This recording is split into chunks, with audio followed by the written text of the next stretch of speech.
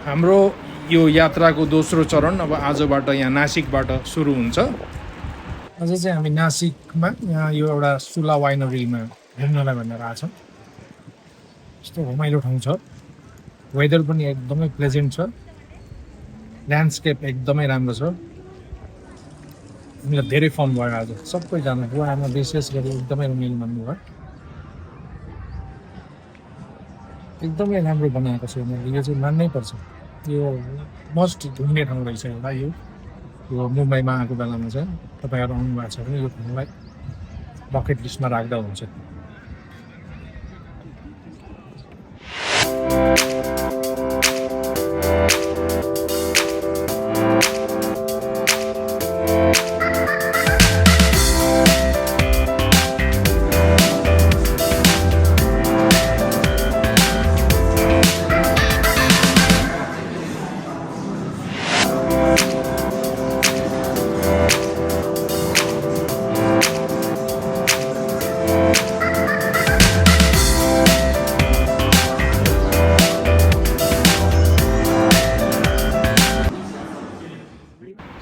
अब केही बेर चाहिँ लन्च ब्रेक लिएर वाइन पनि टेस्ट गर्ने भनेर बसेका छौँ।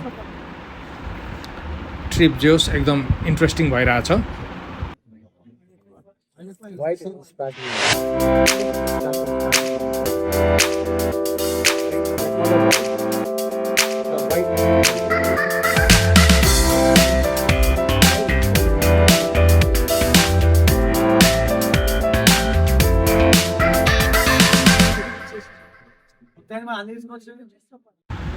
सुलामा लन्च खाएर अब हामी चाहिँ अहिले हाम्रो होटलमा म्यारियट नासिक म्यारियटमा हामी रेस्ट गर्दैछौँ।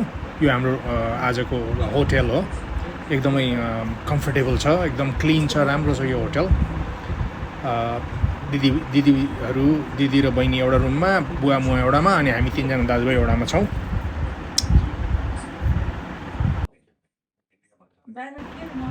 अब हामी एकैछिन रेस्ट गर्छौँ, त्यसपछि अनि हामी यहाँ नजिकै सिटी मल रहेछ, यहाँको ठुलो मल, त्यहाँ चाहिँ दिदी बहिनीहरूलाई के सपिङ गर्न मन लागेको छ भनेको छ, उनीहरूलाई लिएर हामी त्यहाँ जान्छौँ र एकछिन त्यहाँ टाइम पास गर्छौँ, अनि त्यसपछि बेलुका आएर रेस्ट गर्छौँ।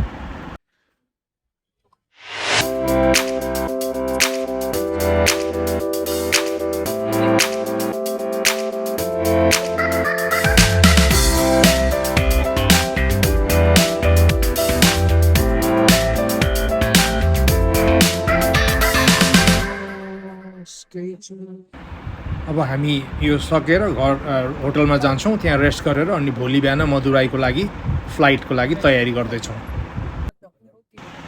अब अहिले हामी मदुराई आएर अब हामी बाहिर होटलमा हाम्रो राइड वेट गरिरहेछौँ मीनाक्षी मन्दिर जानलाई। यहाँबाट हामी केही बेरपछि मीनाक्षी मन्दिर जान्छौँ। मीनाक्षी मन्दिरको चाहिँ भिडियो हामीले राख्न मिलेन, किनभने त्यहाँ चाहिँ अलाउड थिएन भिडियो खिच्नलाई, त्यही भएर। अनि अहिले चाहिँ हामी अब यहाँ बिहान ब्रन्च गर्दैछौँ होटलमै, यो मेरियटमै। अब यो खाएर यसपछि अनि हामी अब यहाँको अरू ठाउँहरू एक्सप्लोर गर्छौँ, अनि अल डे हामी यहीँ घुम्छौँ आज।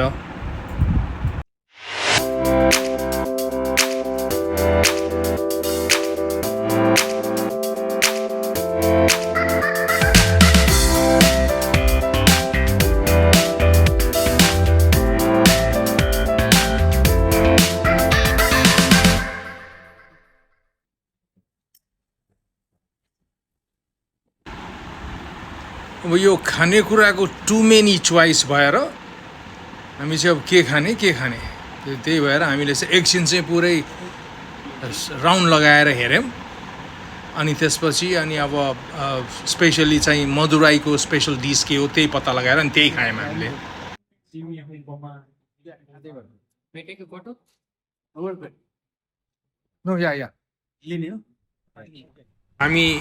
हामी रामेश्वरमतर्फ लाग्यौँ।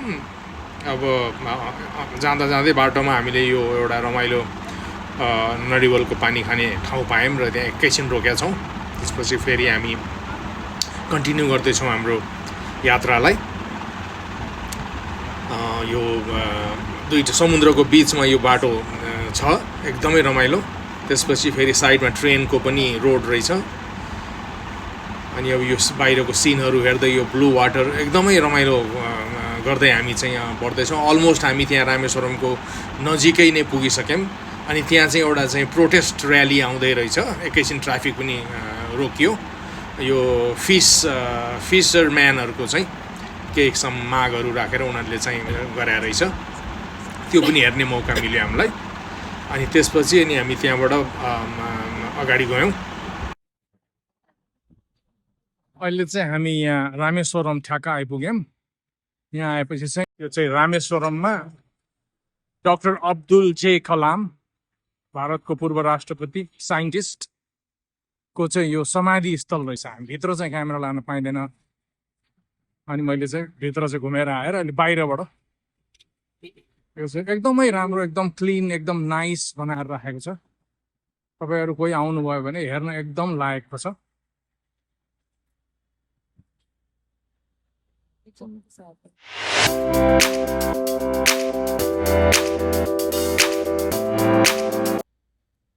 अनि अब चेक इन हुँदैछ। चेक इन सकिएपछि अनि हामी यहाँबाट रुम लिएर एकछिन रेस्ट गर्छौँ। त्यसपछि अनि हाम्रो 3:30 बजे चाहिँ मन्दिरमा हामी रामेश्वरम मन्दिरमा आइपुग्यौँ। अब यो मन्दिरमा पूजा गर्ने तयारी गर्दैछौँ। एकजना गुरु हुनुहुन्छ, उहाँसँग सबै पूजाको सामग्री तयार हुँदैछ। त्यसपछि अनि हामी पूजा गरेर अनि त्यसपछि फेरि बाहिर निस्किन्छौँ। रामेश्वरमको दर्शनपछि अब हामी यता रामसेतुतिर जाँदैछौँ।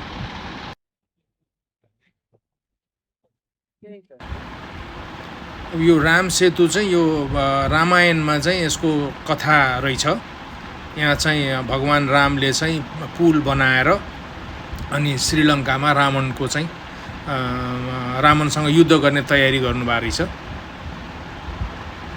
रामेश्वरमबाट चाहिँ 20 मिनट्सको ड्राइभमा यो इन्डियाको चाहिँ श्रीलङ्कासँगको बोर्डर एरिया रहेछ।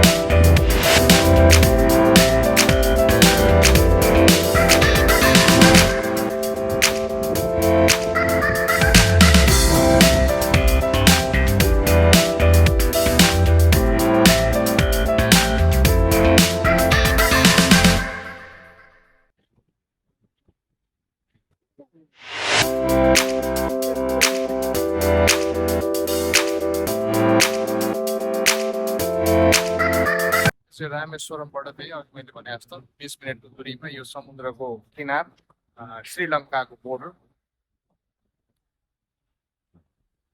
प्रशस्त मान्छेहरू आउँदो रहेछन्।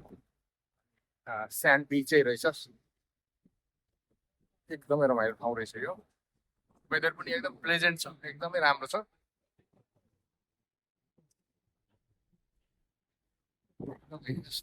ब्युटिफुल छ के भन्ने।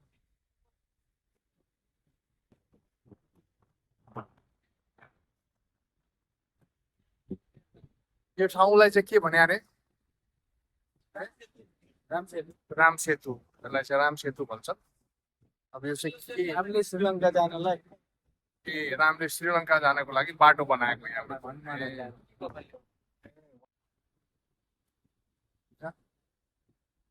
अब हामी यहाँबाट सकेर रामायण फेरि होटल फर्किन्छौँ। त्यसपछि अनि हामी कन्याकुमारीतिर जान्छौँ। त्यसपछि त्यहाँ फेरि हाम्रो रमाइलो भेटघाट हुन्छ।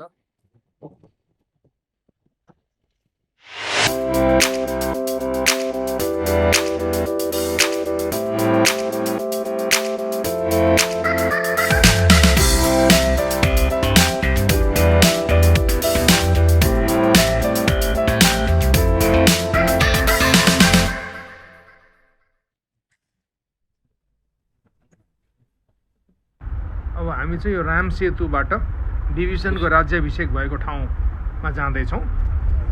यो चाहिँ अब हामी यही अहिले रामेश्वरमकै भित्र स्वर्गभित्र मम्मीले चाहिँ त्यो भगवान् रामले चाहिँ पुल बनाउँदाखेरि प्रयोग गरेको ढुङ्गा चाहिँ टाउकोमा राख्ने चलन रहेछ यहाँ